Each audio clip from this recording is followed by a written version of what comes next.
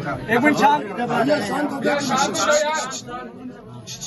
आज एक सामाजिक समारोह था, उसमें जा रहा हूँ मैं और फिर यहाँ सिंगला साहब के दफ्तर में आया हूँ।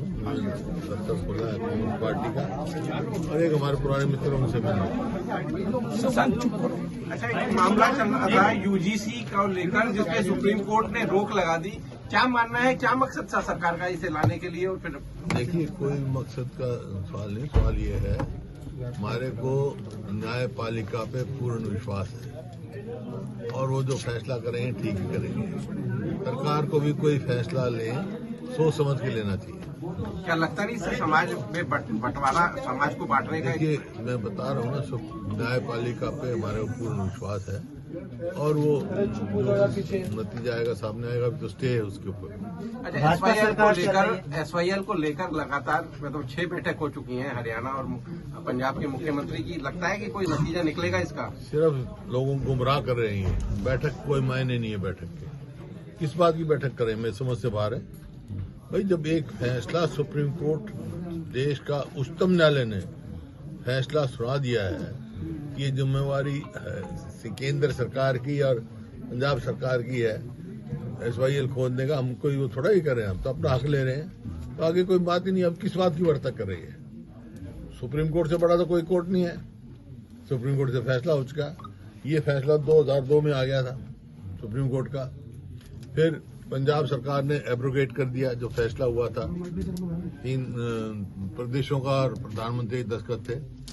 उसके खिलाफ मैं सांसद था तो राष्ट्रपति का रेफरेंस भिजवाया और उसमें भी फैसला कर दिया कि उनको कोई अधिकार नहीं है, वो जो फैसला है सुप्रीम कोर्ट का वही मान्य होगा।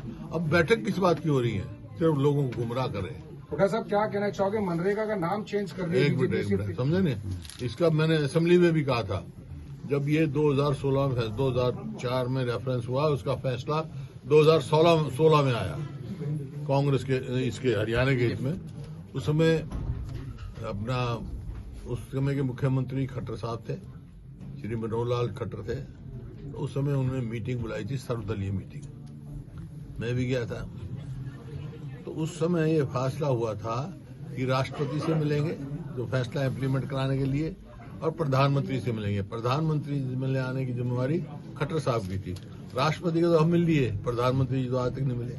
लेकिन गृह मंत्री से मिले थे।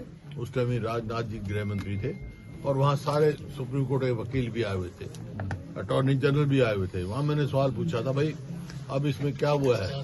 तो साफ उनका यही था कि ये आदेश फाइनलिटी अटेन कर चुका है, इसमें कोई जरूरत नहीं। तो मैंने असेंबली में कहा था, भाई ये नहीं माने तो आप कंटेम्प्ट ऑफ कोर्ट डालो। कंटेम्प्ट ऑफ कोर्ट क्यों नहीं डाल रही है सरकार? बात करने का क्या मतलब? भाई, जब हमारे हक में फैसला हुआ है तो क्या बात करें? भाई बताओ। हुड्डा साहब, क्या कहना चाहोगे? बीजेपी सिर्फ मनरेगा का नाम चेंज कर रही है, बात तो वही है, कांग्रेस की देन है।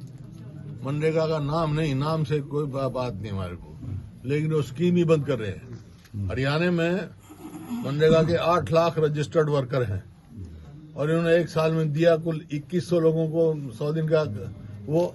और जहां आप नहीं रोजगार दे पाते उनको कंपनसेशन देना पड़ता है। पिछले 5 साल में एक आदमी को भी कंपनसेशन नहीं दिया।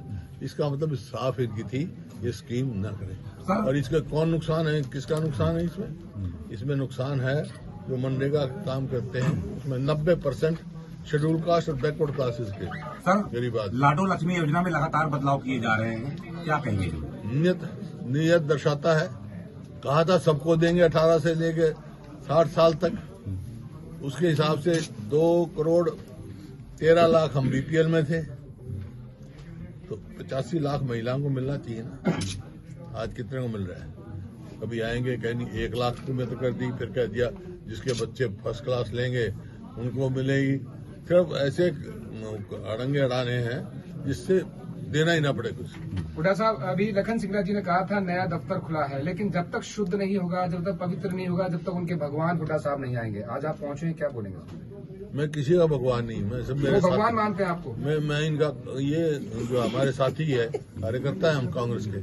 सिंगला साहब मनरेगा बचाओ संघर्ष समिति के कोऑर्डिनेटर बनाए गए हैं हरियाणा, तो क्या जिम्मेदारी रहेगी उनकी?